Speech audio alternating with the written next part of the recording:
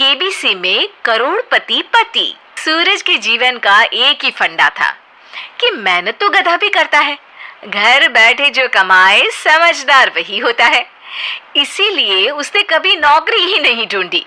इस बात से हालांकि उसकी पत्नी शिखा बिल्कुल भी अग्री नहीं करती थी, पर फिर भी सूरज को समझाना बेकार था। टीवी में कैसे बनोगे करोड़पति का ऐड देखकर उसे लगा कि बस अब तो घर बैठे ही वो करोड़पति बन सकता है, और उसके पीछे उसने अपने सारे सोर्सेस एक्टिव कर दिए। 2 हफ्ते में उसके कलीग के साले के पड़ोसी के बेटे का सोर्स निकलता है जो कि उसे शो में पहुंचा सकता है, और सूरज उससे मिलने चला जाता है। अच्छा, तो हमें मुकेश जी बता रहे थे कि आप हमें शो में पहुंचा सकते हैं। हाँ, उसमें कोई तकलीफ नहीं है। मैं कल अगर कोशिश करूँ तो इसी महीने में आपका नंबर आ जाएगा। अरे ये तो बहुत बढ़िया हो गया। अच्छा, वो सिलेबस और क्वेश्चन पेपर का कोई जुगाड़ है क्या? उसका तो कोई जुगाड़ नहीं है। तो वो वाकई में कुछ भी पूछ सकते हैं? हाँ, वो तो बच्चन जी पर है, जो पढ़ते हैं वो पूछ लेते हैं। पहली कोशिश फेल होने पर अब सूरज के सामने एक बहुत बड़ा सवाल था कि आखिर जवाब कहाँ से लाए। तब शिखा ने एक सजेशन दिया, क्यों ना सूरज अपने चचेरे भाई सुमित से मदद मांगे, जो कि यूपीएससी की तैयारी कर रहा था। हालांकि इतनी मेहनत करना सूरज को समझ में नहीं आता था, पर कोई और रास्ता ना मिलने पर वो आखिर सुमित से बात करता है।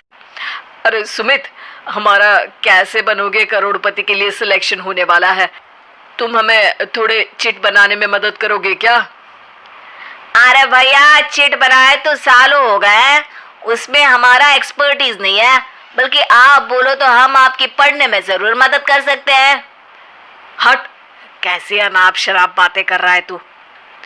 सूरज ने सुमित को मना तो कर दिया था, पर तैयारी करने के सिवाय कोई चारा उसे दिख भी नहीं रहा था।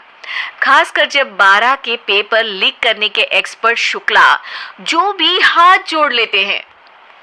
आखिर सूरज को सुमित के पास जाना ही पड़ा, और उसने सुमित और शिखा से वादा किया कि वो बहुत मेहनत करेगा। 1 महीने की तैयारी के बाद फाइनल हुआ कि शो से 1 हफ्ते पहले एक ट्रायल खेला जाएगा, जहां पर सारे रिश्तेदार ऑडियंस की जगह पर होंगे और शिखा सवाल पूछेगी। दूर दराज से भी रिश्तेदार आकर हाजिर हो गए देखने कि आखिर कैसे बनेगा सुमित करोड़पति। सब कुछ सेट था, और इतने में सूरज आकर अपना स्पीच देता है। ये 1 महीना मेरे लिए आसान नहीं था, पर अपने भाई सुमित और अपनी पत्नी शिखा की मदद से मैं इतनी दूर पहुंच पाया हूँ। मेरे मम्मी पापा के आशीर्वाद ने भी बहुत साथ दिया है मेरा। मैं उम्मीद करता हूँ कि आज के शो में आप लोगों को बहुत मजा आएगा। साक्षी पहला सवाल पूछती है और पूरे कमरे में सन्नाटा छा जाता है। इंडिया में कितने स्टेट्स हैं? 3, सॉलिड, लिक्विड और गैस। अरे रुकिए, तो ऑप्शंस तो देने दीजिए। इतने में 5वीं कक्षा का चिंटू बोल उठता है। अरे क्या मामा, आप तो पहले सवाल पर ही आउट हो गए। अरे बेटा, पहला सवाल तो ट्रायल होता है ना। अरे तुम अब देखना।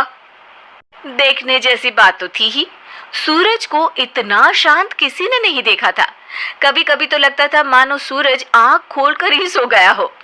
मामा जल्दी करो प्लीज, कल सुबह पनवेल भी तो निकलना है। अरे हट, कंसंट्रेट करने दे मुझे। 3 सवाल में 3 लाइफलाइन खत्म हो चुकी थी, और अब चौथे सवाल पर भी सूरज का मौन नहीं टूटा। पर सूरज अभी भी हार मानने को तैयार नहीं था। उधर हर कोई सूरज को छोड़ सुमित को देख रहे थे। आखिर सुमित ने ही तो पढ़ाया था सूरज को। गजब बेइज्जती है यार। अरे बेटा, तो बाप का, दादा का, भाई का, सबका नाम बुड़वाएगा। अरे 3 लाइफलाइन ले ली तो भी तेरा कुछ नहीं होना है।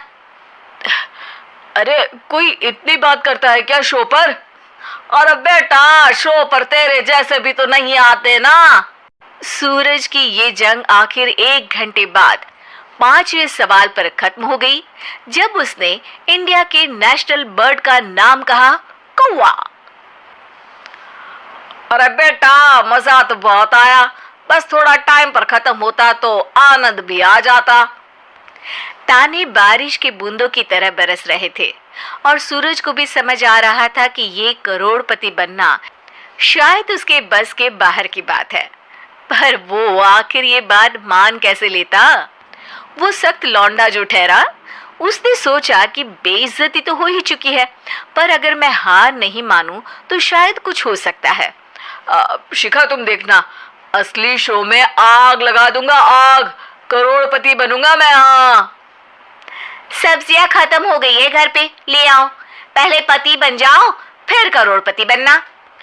अरे गजब बेइज्जती है यार।